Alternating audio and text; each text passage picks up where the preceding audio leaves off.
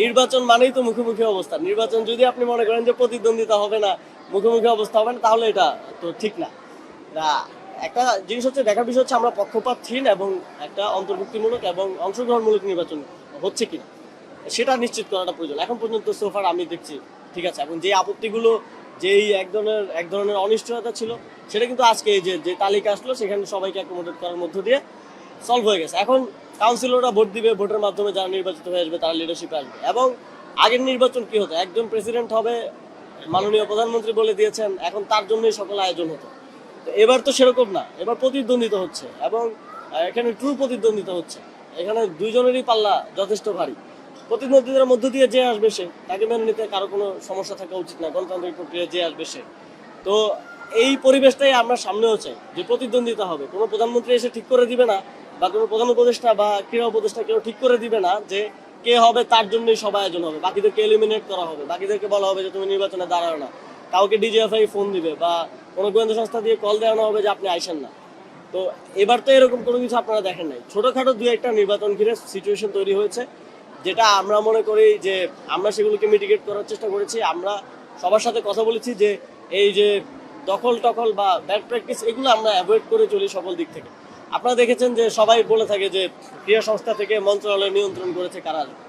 তো মন্ত্রণালয় নিয়ন্ত্রণ করলে তো প্যাটার্নটা আপনারা বুঝতে পারতেন, যে কোথাও যদি আমার পরিচিত কেউ বা আমার কোনো আত্মীয় বা আমার কোনো মনে করেন, অনেকে বলে যে আমি কোনো কোনো পলিটিক্যাল পার্টির সাথে অ্যাফিলিয়েটেড, তারা যদি কেউ আসতো তাহলে আপনি বলতে পারতেন।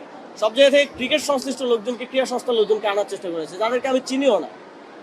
আসিফ আকবর ভাই এক জায়গা থেকে এসছেন, কাউন্সিলর, ওনাকে তো আমরা চিনি বিএনপি পন্থী অ্যাক্টিভিস্ট হিসেবে, গায়ক হিসেবে তো আমরা চিনি। তাহলে আমি এক জায়গা থেকে দেখলাম যে মীর হেলাল সাহেব এসেছেন। তো এটা যদি কন্ট্রোলড হতো তাহলে তো তারা আসতে পারতাম না। তো এই অভিযোগগুলো আমার মনে হয় যে শুধু দেওয়ার জন্য অভিযোগ দেয়া, এবং আগে থেকে একটু বলে রাখা যে এরকম কিছু একটা বোধহয় হচ্ছে। কিন্তু আজকে কাউন্সিলর লিস্ট প্রকাশের মধ্য দিয়ে আমি পুরোটা দেখতে পারি না, আমি দেখবো নিজেও। আমার মনে হয় যে সব সমস্যার বা সব গুঞ্জনের একটা ইতি এসেছে, এবং সামনে প্রার্থী তালিকা আসবে, প্রার্থী তালিকা চূড়ান্ত হবে। আর আমার মনে হয় না কোনো কিছু নিয়ে সমস্যার কোনো সুযোগ আছে। ডিজাইন, এলিগেন্স, বিউটি, সেরা পণ্য সবার জন্য জেভিকো।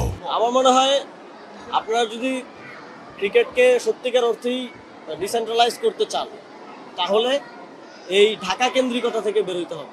ঢাকার উপর নির্ভরশীলতা থেকে অবশ্যই বেরোতে হবে। আপনার কয়টা প্লেয়ার ঢাকা থেকে আসছে আমাকে দেখা, কয়টা প্লেয়ার এখন আমাদের ন্যাশনাল টিমে, যেই টিম যেমনই হোক, এটাই তো আমাদের বেস্ট প্লেয়াররা যারা ন্যাশনাল টিমে আছে, কয়জন আছেন ঢাকা থেকে?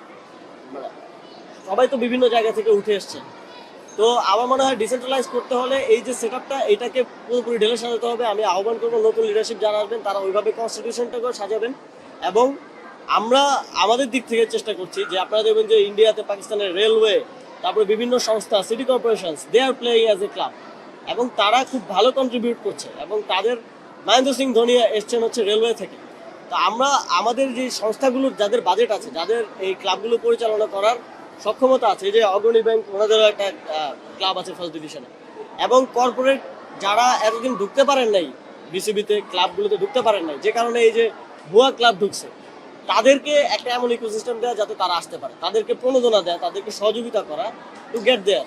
যাতে আপনি যদি দেখেন আকিজ, আবুল খায়ের, বড় বড় যারা কোম্পানি আছে, তারা যদি ক্লাব নেয়, তারা ওই যে একটা কম্পিটিশন এবং রেলওয়ের একটা কম্পিটিশনের একটা মানসিকতা, সেখান থেকে তারা ভালো ভালো প্লেয়ার খুঁজে আনবে এবং প্লেয়ারদেরকে নার্চার করবে। এবং আপনার জাতীয় দলে আপনি একটা ভালো লাইন আপ পাবেন। লাইন আপ নিয়ে ইন্ডিয়াকে কখনো চিন্তা করতে হয় না। আমাদের একজন সাকিব, একজন তামিম গেলেই চিন্তায় পড়ে যেতে হয়, আরে এরপরে কে? আর 5 বছর ধরে আমরা সেই গ্যাপটা ফিল আপ করতে পারি না। তো আপনার ইকোসিস্টেম বিল্ড না করলে প্লেয়ার তো আকাশ থেকে পড়বে না। তো সেটার জন্য আমার মনে হয় যে এমনভাবে পলিসি, নিউ লিডারশিপ এসে সাজাবেন, তারা 4 বছর কাজ করবেন, তাদের প্রতি আমার আহ্বান থাকবে যে তারা এমনভাবে তৈরি করবেন কনস্টিটিউশন থেকে শুরু করে ফুল ইকোসিস্টেমটাকে, যাতে করে যারা একদিন আসতে পারে নাই, যারা ক্রিকেটের জন্য ট্রুলি কন্ট্রিবিউট করতে চায়, তারা আসতে পারে। নির্বাচন, সেখানে পক্ষ আছে, বিপক্ষ আছে, কাউন্সিলর আছে, তারা নানামুখী কথা বলবে, সরকার থেকেও কথা বলবে। অনেক ক্রিকেটার যারা আছে তাদের কাজটা হচ্ছে মাঠে ক্রিকেট খেলা।